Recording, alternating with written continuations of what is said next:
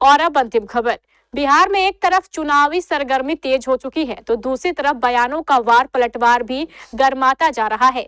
बता दें कि आज विधानसभा सत्र से बाहर निकलते ही बीजेपी से 20वें विधायक हरिभूषण ठाकुर बचौल ने विपक्ष पर बड़ा बयान देते नजर आए। उन्होंने आरक्षण और डोमिसाइल नीति मामले पर तेजस्वी और लालू यादव को जमकर घेरा। विशेष जानकारी दे रहे हैं पटना संवाददाता अमलेश आनंद। नमस्कार, आप देख रहे केबीसी न्यूज। मैं हूं अमलेश आनंद। देखिए, जिस तरह से सत्ता पक्ष चुनाव जीतने के लिए या चुनाव की रणनीति के लिए नए नए लोगों के साथ जुड़ रहे हैं, नए नए कार्यक्रम कर रहे हैं, उसी तरह से विपक्ष में कांग्रेस भी अब एकजुट होने की एक बिगुल छेड़ चुका है। विपक्ष में कांग्रेस ने युवाओं का संगठन को मजबूत करने की बात कही है और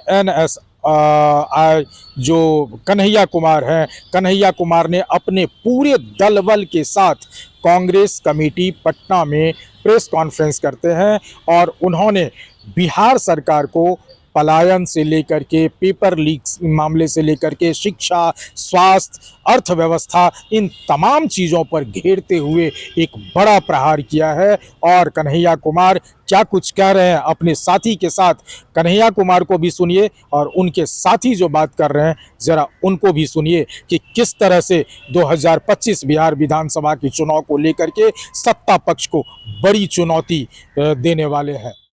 सभी साथियों का NSY यूथ कांग्रेस की तरफ से बहुत बहुत हार्दिक स्वागत। जैसा कि हमारे बिहार के प्रभारी कृष्णा जी ने आपको बताया कि आज NSY और यूथ कांग्रेस की एक संयुक्त बैठक हुई जिसमें यह फैसला लिया गया कि बिहार का जो सबसे जरूरी मुद्दा है, बिहार का जो सबसे दर्दनाक पहलू है, उसके संबंध में एक पदयात्रा निकाली जाए।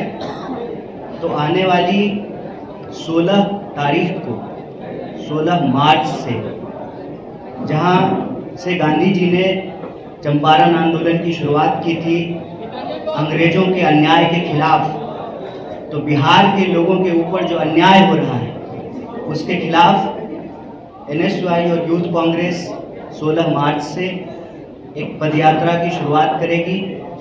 जो पदयात्रा बिहार के विभिन्न जिलों से होते हुए आने वाले समय में पटना में उसका कल्मिनेशन होगा, पटना तक वो यात्रा आएगी। इस यात्रा का जो सबसे प्रमुख मुद्दा है वो मुद्दा है शिक्षा का, नौकरी का और पलायन का।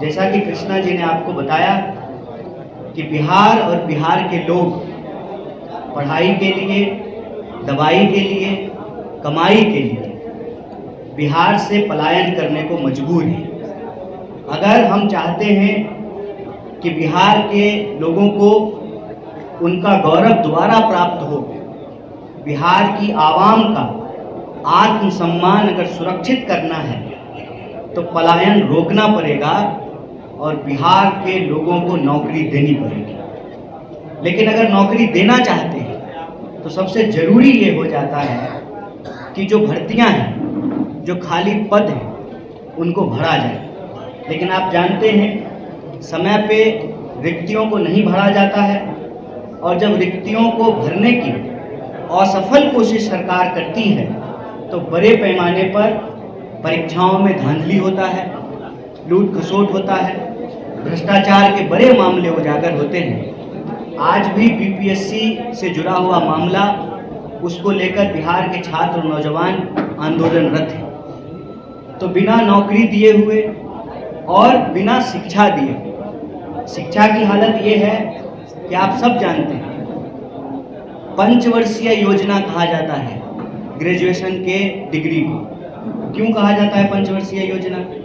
3 साल का कोर्स है, 5 साल में लोगों को डिग्री मिलती है। बहुत ही रेयर कोई विश्वविद्यालय है जिसका सेशन रेगुलर है, वक्त पे एग्जाम नहीं हो रहा है और समय पे लोगों को डिग्री नहीं मिल रही है।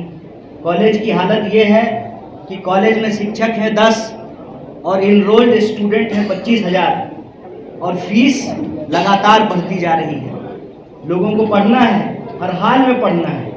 गरीब से गरीब इंसान चाहता है कि उनके बच्चे पढ़ें, उनके बच्चों को नौकरी मिले और उनका जीवन बेहतर हो जाए। लेकिन सच्चाई ये है कि बिहार के लोगों को अच्छी शिक्षा के लिए बाहर जाना पड़ रहा है, नौकरी के लिए बाहर जाना पड़ रहा है, इलाज के लिए बाहर जाना पड़ रहा है। और जब हम बाहर जाते हैं, उस प्रदेश का, जिस प्रदेश में मोहनदास आए थे और जिस प्रदेश ने उनको गांधी बना करके भेज दिया, वो प्रदेश जहाँ सिद्धार्थ आए थे उनको महात्मा बुद्ध बना करके भेज दिया, वो प्रदेश जो तमाम धर्मों का, भारत के हर धर्म का जो प्रमुख स्थान रहा हो, जिसका एक गौरवशाली इतिहास रहा है, स्वतंत्रता आंदोलन के इतिहास में एक अग्रणी भूमिका रही है।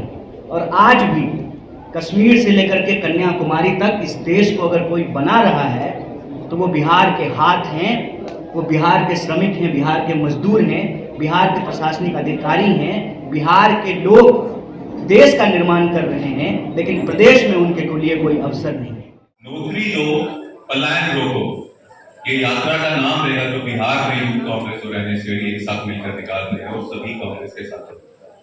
और मैं साथ में कहना भी चाहूंगा, कृष्णा जी और कन्हैया जी का धन्यवाद भी करता हूँ जिन्होंने ये बात रखी। और साथ में ये चीज आप सबसे और किसी से भी जो बिहार का वासी है उसे छुपी नहीं है कि पिछले 20 सालों में ये बीजेपी वालों ने, जेडीयू वालों ने बिहार को बेरोजगारी, महंगाई, अपराध और पलायन जैसी चीजें दी। इनका बोझ जब सह नहीं सकते बिहार के लोग, और इसके लिए उनकी आवाज बनने के लिए, बिहार के युवाओं की आवाज बनने के लिए ये यात्रा हम करने वाले हैं, जिसका नाम मैंने भी आपको बताया, नौकरी दो, कल्याण नहीं। मैं आपको बताना चाहूंगा कि बिहार के युवा जिनकी उम्र 18 से 23 साल है, उस 1 लाख युवा के लिए बीजेपी वालों ने और जेडीयू वालों ने सिर्फ 7 कॉलेज बनाए। 1 लाख युवा के लिए 7 कॉलेज बिहार में है, तो कैसे बनेगा बिहार का भविष्य? मैं आपको बताना चाहता हूं, इस बीजेपी सरकार का ही आंकड़ा है कि बिहार में अभी तक 2,90,00,000 से ज्यादा युवा बाहर प्रदेशों में पलायन कर चुके हैं। क्या कारण है? मैं आपसे पूछना चाहता हूं, कोई ऐसा बेटा अपनी मर्जी से घर छोड़ के जाता है, अपने माता पिता की जिम्मेदारी उठाने के बजाय दूसरे प्रदेशों में जाता है, अपने परिवार की जिम्मेदारी उठाने के बजाय दूसरे प्रदेशों में जाता है? मजबूर करती हैं वो व्यवस्थाएं जो इस बीजेपी वालों ने और जेडीयू वालों ने की। तो आपने सुना कन्हैया कुमार ने जिस हिसाब से सत्ता पक्ष को एक चुनौती की बिगुल फूंका है। उन्होंने साफ कहा है कि हम जितने भी यूथ हैं उनको एकजुट करके और क्षेत्र में निकलेंगे, और बताया जा रहा है कि 16 मार्च से एक अभियान छेड़ेंगे जो यात्रा के तौर पर होगा, और उस यात्रा का नाम होगा नौकरी दो, पलायन रोको। ये यात्रा को लेकर के कन्हैया कुमार, उनके साथी और साथ में जो इस बार बिहार के प्रभारी बने हैं वो इन तमाम लोग अब कांग्रेस में युवाओं की वर्चस्व को दिखाते हुए सत्ता दल को एक चुनौती के लिए ललकारने का काम किया है। अब देखना होगा कि इस ललकार से एनडीए गठबंधन कितना अपने आप को सुरक्षा बना पाती है, कितना अपने आप को मजबूती प्रदान कर सकती है, ताकि जो कांग्रेस या विपक्ष का ललकार है उस पर कोई असर ना डाले 2025 विधानसभा चुनाव में। अमलेश आनंद, केबीसी न्यूज़, पटना।